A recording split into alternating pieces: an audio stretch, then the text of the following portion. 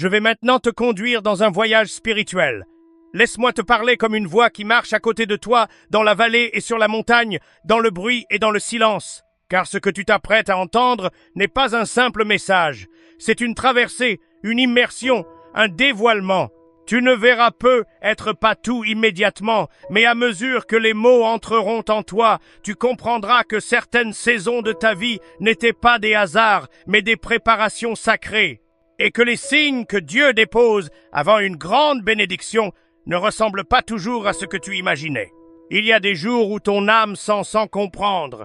Tu sens que quelque chose approche, quelque chose qui n'a pas encore de forme, mais qui respire déjà dans ton esprit.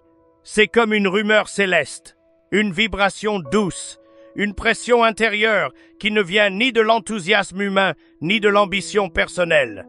C'est Dieu, car lorsqu'il prépare quelque chose de grand, il ne commence pas à l'extérieur, il commence à l'intérieur de toi.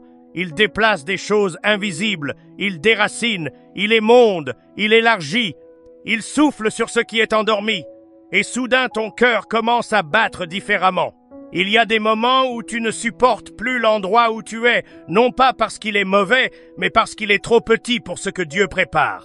Tu sens que la saison se termine, que le chapitre s'éteint, que les murs deviennent étroits. Tu te surprends à avoir faim de quelque chose que tu ne peux pas nommer. Et tu te dis, qu'est-ce qui m'arrive? Pourquoi ce vide? Pourquoi cette agitation intérieure? Pourquoi cette impression que quelque chose manque alors que tout semble normal? C'est un signe puissant, une sainte agitation, le souffle du Saint-Esprit qui vient déranger ce qui en toi voulait rester confortable. Dieu secoue parce qu'il prépare, Dieu agite parce qu'il élève, Dieu déplace parce qu'il ouvre. Ce n'est pas un trouble, c'est un appel. Et puis parfois, presque immédiatement après cette agitation, vient une saison étrange, une saison où tout devient plus dur, plus lourd, plus sombre.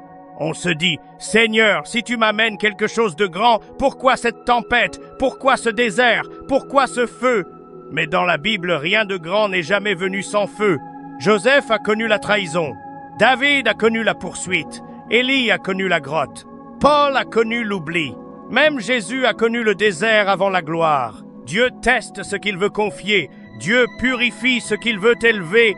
Dieu creuse ce qu'il veut remplir. Tu crois être dans la destruction, mais tu es dans la construction. Tu crois être dans la fin, mais tu es dans le début. Tu crois être oublié, mais tu es choisi. Laisse-moi t'emmener plus loin. Un jour, dans un village éloigné, vivait un potier nommé Elakim.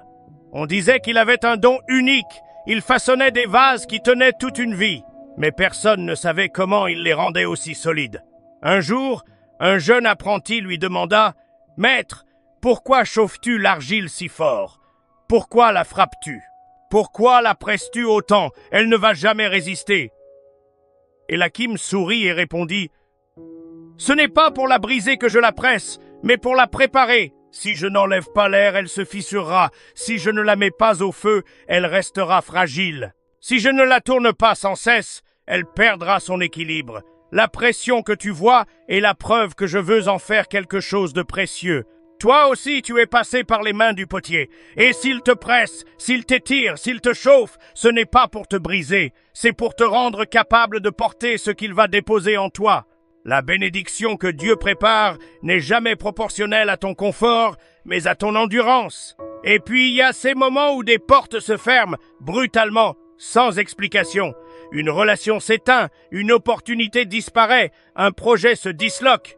Tu cries « Pourquoi, Seigneur? Pourquoi me retirer ce que j'attendais?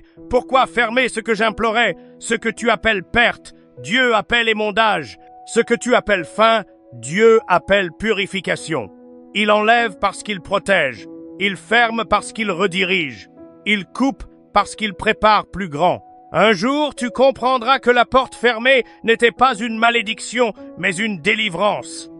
Qu'elle n'était pas une punition, mais une sauvegarde.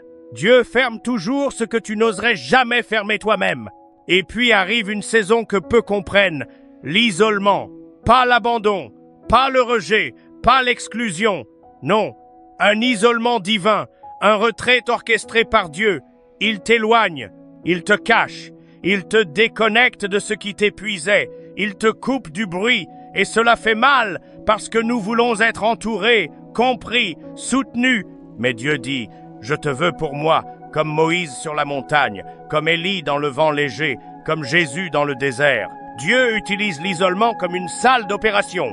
C'est là qu'il te révèle ce qu'il ne dit à personne. C'est là qu'il guérit ce que tu caches. C'est là qu'il restaure ce que tu crois perdu. Ce n'est pas une solitude accidentelle, c'est une invitation sacrée.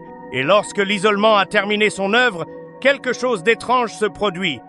Une accélération, une vitesse inexplicable, un mouvement soudain, des portes qui s'ouvrent sans que tu les touches, des opportunités qui arrivent sans que tu les cherches, des bénédictions qui débordent sans que tu comprennes comment.